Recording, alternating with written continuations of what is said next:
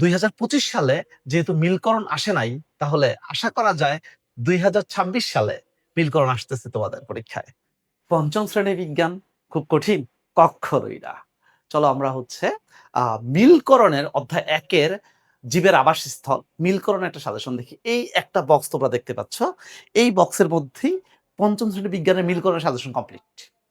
আচ্ছা, কি আছে এখানে দেখো, বাম পাশ আছে, ডান পাশ আছে। 2025 সালে যেহেতু মিলকরণ আসে নাই, তাহলে আশা করা যায় 2026 সালে মিলকরণ আসতেছে তোমাদের পরীক্ষায়।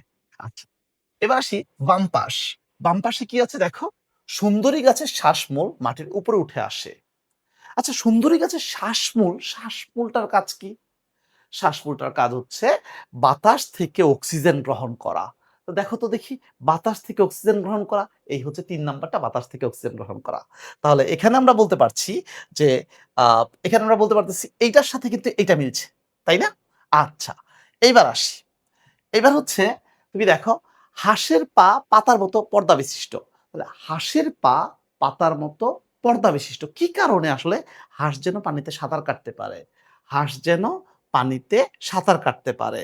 তাহলে হচ্ছে এইটার সাথে এইটার মিল। হুম? আচ্ছা, তারপরে আসো। তারপরে দেখো, ফণিমনসা হচ্ছে কাঁটাযুক্ত উদ্ভিদ, মরু অঞ্চলে ক্যাকটাস জাতীয় উদ্ভিদ। তো ফণিমনসা মরুভূমির উদ্ভিদ। কি করে সেটা? আসলে রসালো হয়, তাই না? রসালো হয়, ঠিক আছে? রসালো হয়, তারপরে পানি সংরক্ষণ করে। কেন? মরু অঞ্চলে তো আসলে পানি নাই। তাহলে এইটার সাথে আমার হচ্ছে এইটার মিল। হুম? আচ্ছা, তারপরে আসো। তারপরে কি? শ্বেতভাল্লুক। শ্বেতভাল্লুক হচ্ছে মেরু অঞ্চলের প্রাণী। তো মেরু অঞ্চলের প্রাণী কি করে? তুমি তো জানো হয়তোবা যে মেরু অঞ্চলে মানে যখন শীতকাল আসে তখন একটা প্রাণী বাহিরে বের হয়ে থাকাটাই কঠিন। তো তাদেরকে খাদ্য সঞ্চয় করে রাখতে হয়। তার মানে এই শ্বেত ভাল্লুকের সাথে হবে হচ্ছে চর্বি স্তরযুক্ত এবং সাদা লোমযুক্ত।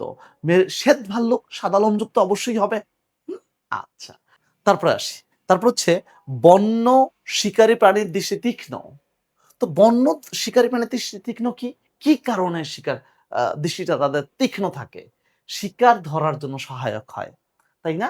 শিকার ধরার জন্য সহায়ক হয়। এই যে আমরা মিলকরণ পড়ে ফেললাম, এই অধ্যায়ের মিলকরণ কমপ্লিট ইনশাআল্লাহ।